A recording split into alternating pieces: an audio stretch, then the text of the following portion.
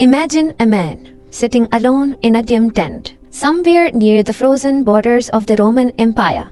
Outside, the wind is violent. Soldiers whisper about death. A plague is tearing through the land. Enemies surround them. His own generals question him. The empire is bleeding. And in the middle of all of this sits the most powerful man on earth. But he is not writing commands. He is not planning battles. He is not thinking about glory. He is writing to himself a single line. You have power over your mind, not outside events. Realize this and you will find strength. Who writes that while the world burns? Only a man who is breaking, but refusing to fall apart. This is not the polished story of a philosopher king. This is Marcus Aurelius, a man who didn't want power, didn't ask for greatness, but carried a weight heavier than any emperor before him. And today, I want you to walk into his life, not as a history lesson, but as a journey through the mind of a man who fought wars on every front, on the battlefield, in the Senate, in his family, in his own heart. Because if one thing is true, it's this: Marcus Aurelius wasn't born strong. Life made him strong. Pain shaped him. Responsibility hardened him. And his thoughts saved him. So let's begin. The boy who never chose his destiny. Marcus was not born into a peaceful world. He was born into a world of politics, pressure, and eyes watching every move he made. From childhood, he wasn't raised to live. He was raised to serve. At just 11 years old, the Emperor Hadrian saw something in Marcus, something he didn't see in other boys.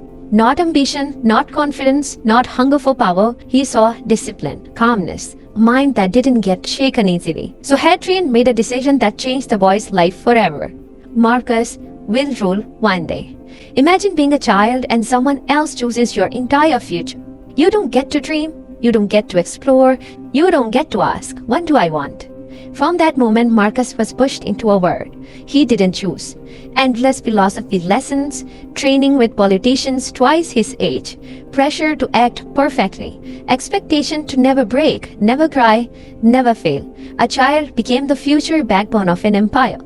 And the truth is, he never wanted it. He was forced into greatness before he even understood that what life was.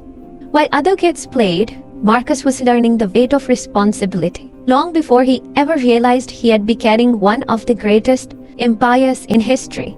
And that pressure stayed with him forever. The word that wouldn't let him rest. By the time Marcus Aurelius became emperor, the Roman Empire had already started decaying. He didn't inherit a stable kingdom. He inherited a fire. From the moment he took power, disaster after disaster hit him like waves. First, the Antonine Plague, one of the deadliest in history. It killed millions. Entire cities collapsed. The economy fell. People panicked. Marcus didn't hide. He didn't run. He didn't deny reality. He faced it. He sold palace treasures to fund relief for the people. He wrote letters every night. He visited soldiers who were coughing blood. He made decisions that broke him from the inside, choosing who the empire could save and who it couldn't. Can you imagine carrying that weight? Knowing you cannot stop people from dying, but still standing in front of them like a shield. That was Marcus. 2. Endless wars. While the plague destroyed the empire from within, enemies attacked from outside. The northern tribes invaded aggressively. They saw Rome as weak and vulnerable. So Marcus spent almost 15 years of his life, not in the palace, but in war camps. Freezing winters, deceased soldiers, betrayal, starvation, despair. He wrote meditations not in comfort, but while hearing screams outside his tent. He wrote about patience while generals argued. He wrote about courage while watching his people die. He wrote about self-control while feeling suffocated by responsibilities no human could carry. Rebellion from people he trusted. One of his closest generals, Avidius Cassius, declared himself emperor behind Marcus' back. Imagine that. You are fighting a deadly plague, your army is tired, you are exhausted, your mind is breaking, and someone you trusted tries to overthrow you. But Marcus didn't take revenge. He didn't kill the man's family. He didn't burn down cities. He said, Let us show the world that a man can respond to betrayal with compassion. That is strength. Quiet, controlled, terrifying strength. The man who buried his children. Here is the part of Marcus' life no one talks about, because it is painful and uncomfortable and too raw. Marcus Aurelius lost 8 children. 8.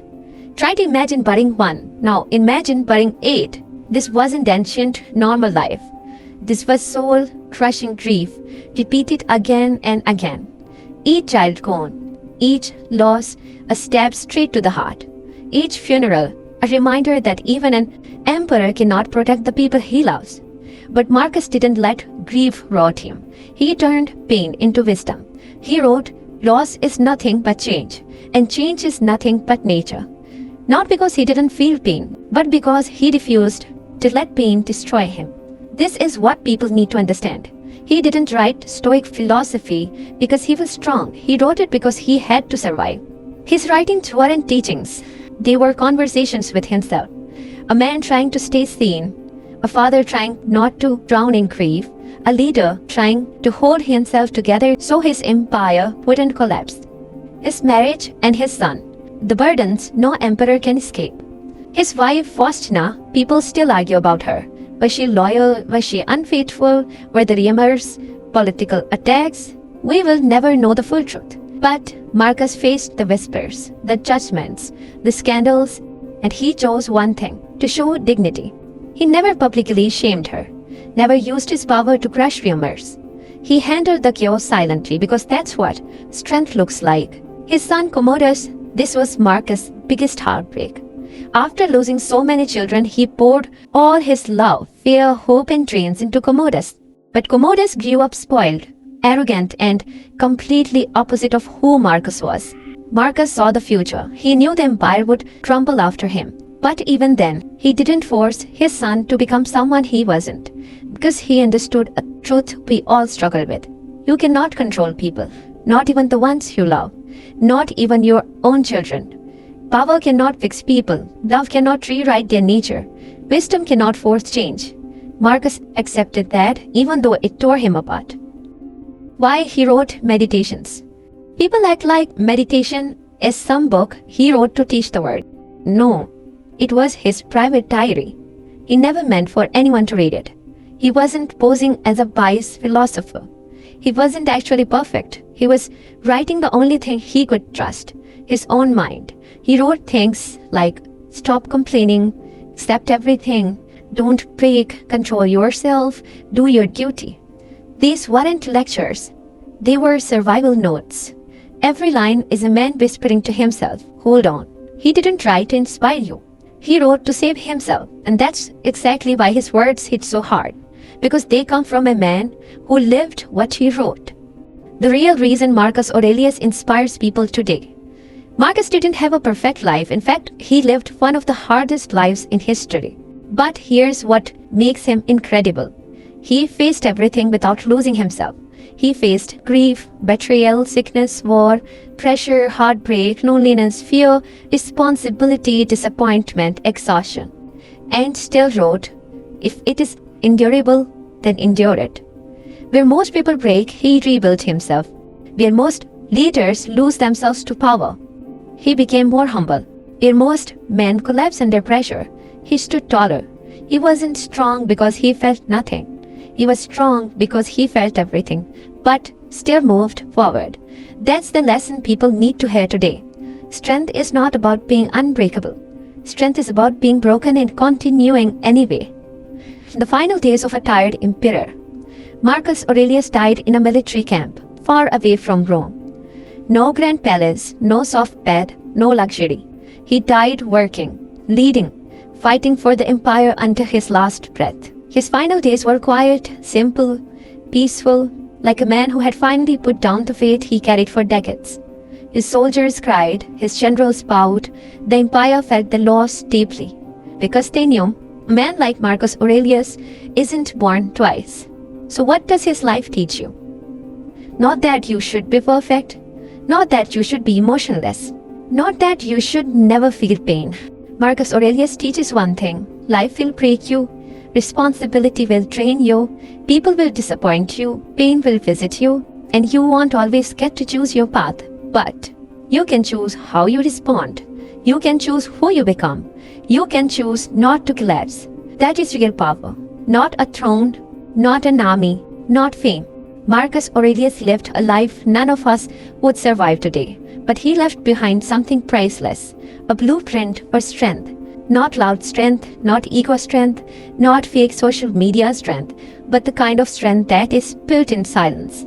During battles no one sees, inside a mind that refuses to break, inside a heart that refuses to stop trying. And if he could carry the weight of an empire, you can carry the weight of your own life.